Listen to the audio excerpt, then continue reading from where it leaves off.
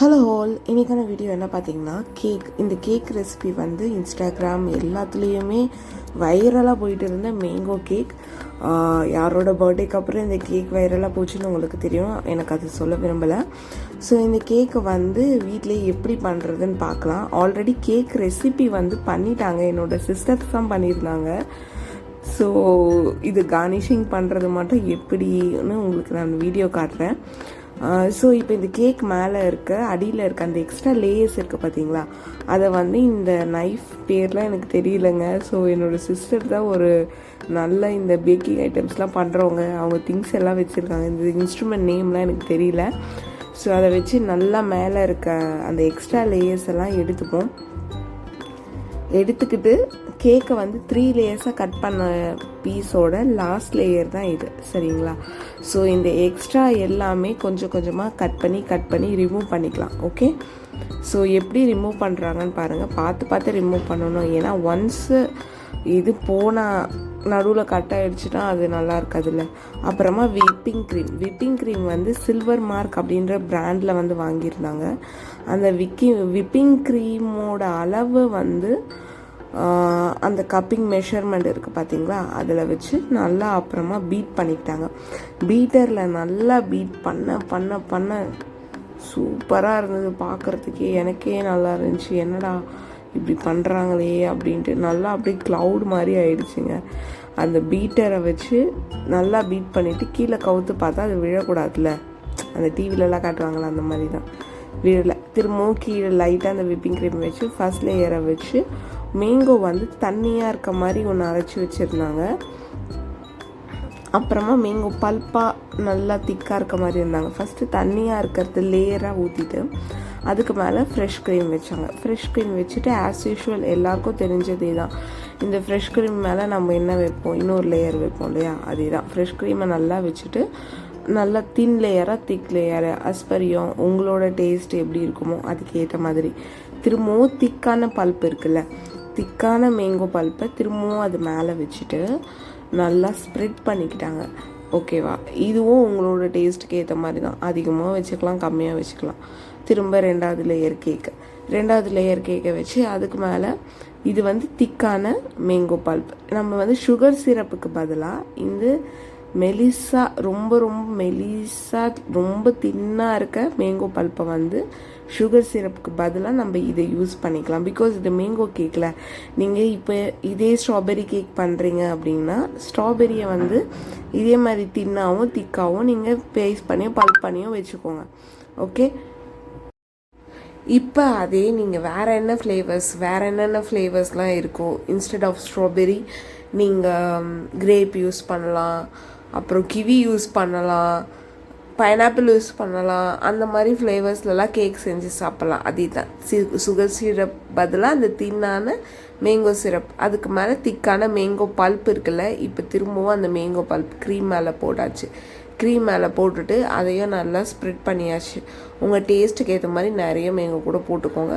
But bakers வந்து எந்த அளவு செய்வாங்களோ அந்த மாதிரி செஞ்சாச்சு. திரும்பவும் தின் லேயர் வந்து மேலே போட்டுட்டு திரும்பவும் என்ன பண்ணுவோம், அந்த விப்பிங் க்ரீமை நல்லா கோட் பண்ணிடணும், அவ்வளோதாங்க.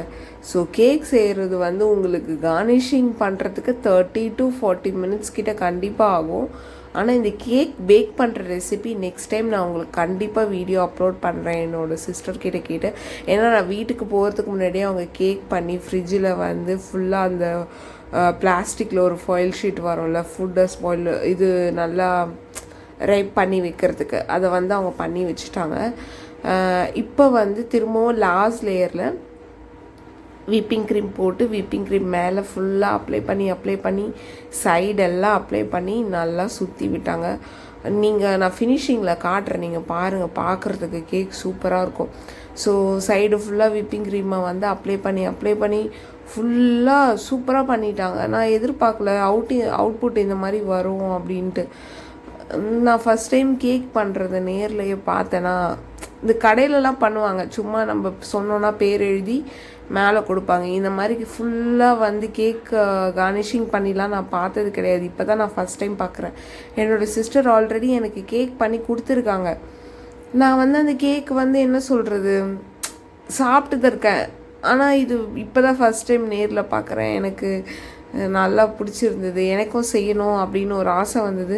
ஆனால் செஞ்சால் வழக்கம் போல் உங்களுக்கு தெரியும், ஆஸ் யூஷுவல் இந்தியன் மதர்ஸ், நீ இதெல்லாம் செய்ய தேவையில்ல, போய் கடையில் போய் வாங்கி சாப்பிடு அப்படின்னு அவங்க சொல்லிடுவாங்க. நம்மளை முன்னேறவும் விட மாட்டாங்க, நம்மளை ஒன்றும் பண்ண விட மாட்டாங்க. ஏன்னா நம்ம எதனா கேட்டோன்னா நீ இவ்வளோ கஷ்டப்பட்டு செய்கிறதுக்கு அவங்களோட கவலை நம்ம கஷ்டப்பட்டு செய்கிறதெல்லாம் கிடையாது. இவ்வளோ பாத்திரம் வேஸ்ட் ஆகுது, அந்த பாத்திரம் கூட நம்மளே கழுவி கொடுத்துருவோம். ஆனால் அவங்களுக்கு என்ன மைண்ட் செட்டுன்னு தெரில. சம் பேரண்ட்ஸ் அப்படி தான், அதில் ஒரு பேரண்ட்ஸ் தான் எங்கள் வீட்லேயும்.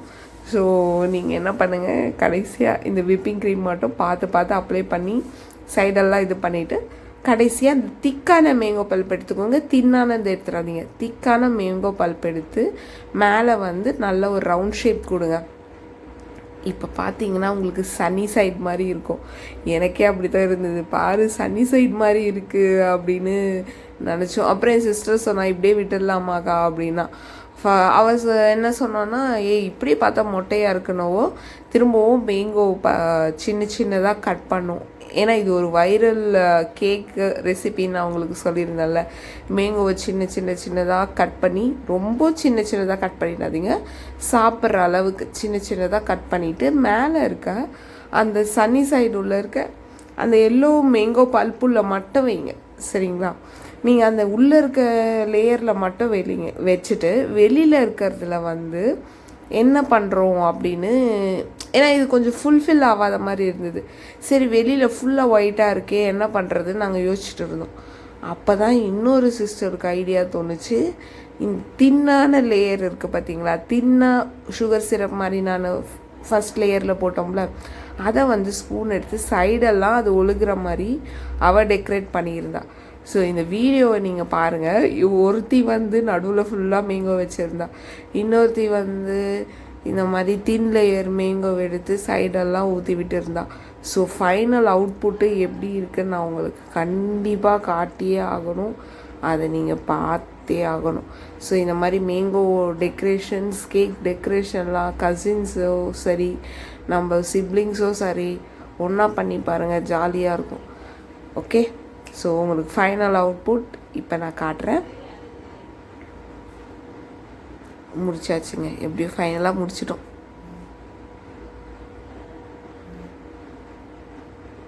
நீங்கள் இஃப் இன்கேஸ் கேக் டெக்கரேஷன்லாம் பண்ணுறவங்களா இருக்கீங்கன்னா நீங்கள் கடைசியாக முடிச்சுட்டு கீழே அந்த சைடில் இருக்க பார்த்தீங்களா, இது எல்லாத்தையுமே தொடச்சி விட்டுருங்க.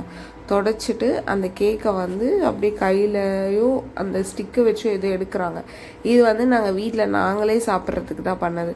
அப்புறம் எங்கள் வீட்டில் இருக்க குட்டி பொண்ணை வச்சு நாங்களே அந்த கேக்கை கட் பண்ணி நாங்களே என்ஜாய் பண்ணி சாப்பிட்டோம். ஸோ கேக் லேயர்ஸும் பாருங்கள் எப்படி இருக்குது. ஸோ இந்த வைரலான மேங்கோ கேக் எப்படி இருக்குன்னு கமெண்ட் பண்ணுங்கள் guys. Okay, see you on next video. Bye.